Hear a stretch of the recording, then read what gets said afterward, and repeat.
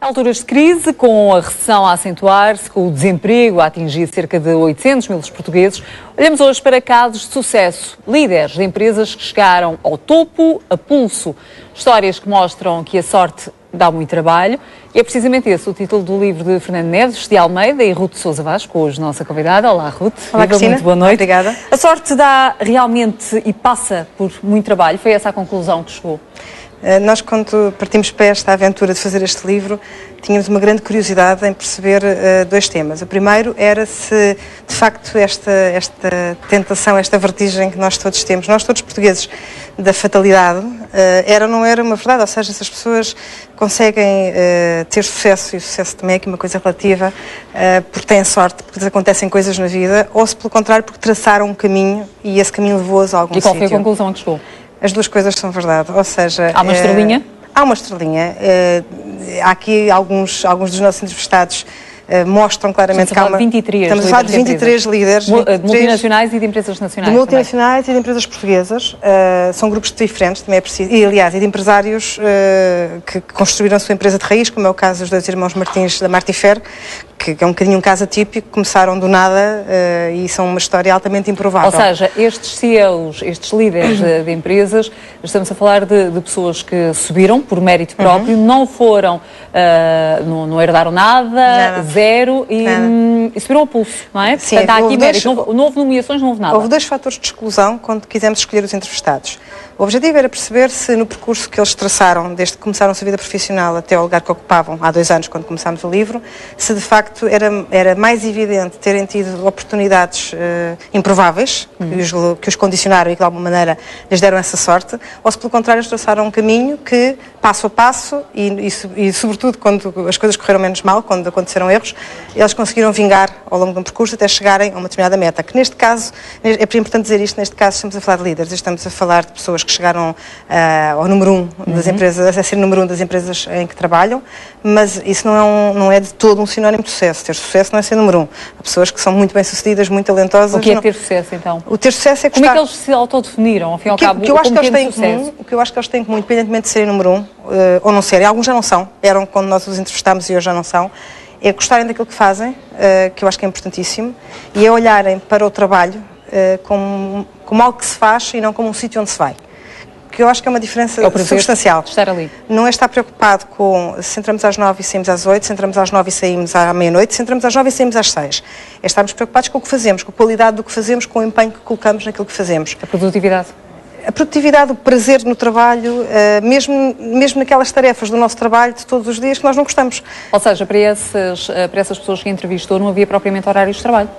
Mas também não tenho aqui 23 workaholics. Eu acho que é importante dizer isto porque também há um mito de que para se chegar a uma posição de liderança, para se conseguir alcançar um objetivo, seja esse objetivo ser líder ou outra coisa qualquer, o segredo é trabalhar loucamente, horas a fio. E não é? Não é esse o segredo da produtividade? Não é. Há pessoas que em períodos da vida trabalharam 14 horas porque foi necessário e pessoas que cumpriram horários quase com sentido de rigor, de que não vou ficar para além das 7 da tarde ou das 8 da noite porque acredito que devo conseguir fazer o meu trabalho dentro deste horário. Mas esse é um espírito muito que está presente em culturas, nomeadamente anglo-saxónicas, principalmente nomeadamente as britânicas, porque se telefonarmos para uma grande empresa britânica a partir das 4, 5 da tarde, muitas vezes já não nos atendem o telefone. E é capaz de ouvir dizer que deve estar a fazer alguma coisa de mal se ficar lá depois dessa hora, porque se não conseguiu fazer o seu trabalho dentro daquele horário é porque qualquer coisa correu mal. Portanto, para estas pessoas o segredo não passa por trabalhar mais horas. Não, passa acima de tudo pelo quê? Por fazer aquilo que lhe está adstrito? Por fazer,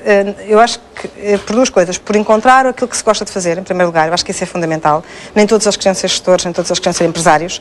Muitos não queriam de todo. E encontraram o prazer de fazer alguma coisa que de facto gostam e daí ter-lhes sido também mais fácil não fazer as coisas todos os dias, mas suportar as coisas que não gostam. Ou seja, não há aqui um conto de fadas.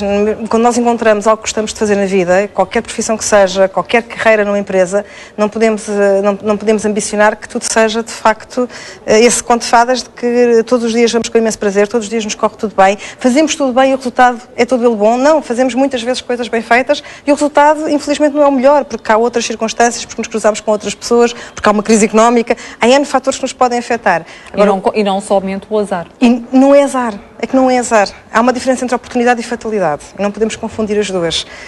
Há uma oportunidade pela positiva e pela negativa. Há uma oportunidade que às vezes não acontece quando devia acontecer e que nos dá frustração.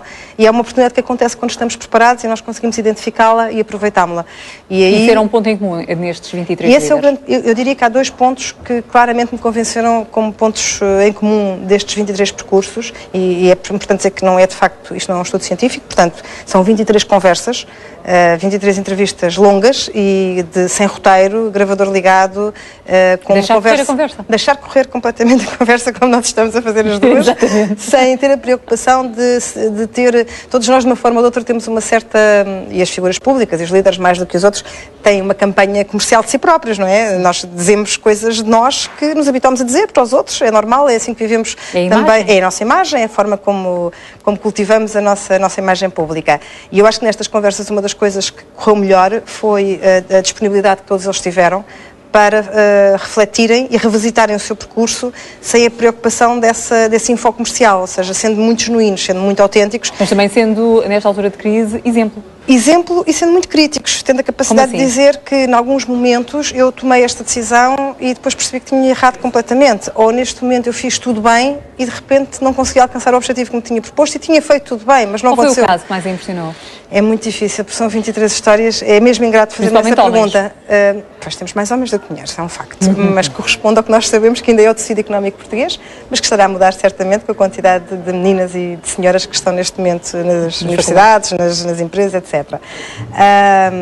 Há vários casos. A Ana Paula Moutela, não por ser uma mulher, e friso isso, a Ana Paula Moutela, que é há vários anos a diretora-geral da Zara em Portugal, acho que é um caso muito engraçado, em que se ler a história dela e ela própria o reconhece, é ela que a conta, como ela dizia, tinha propensão para escolher maus empregos.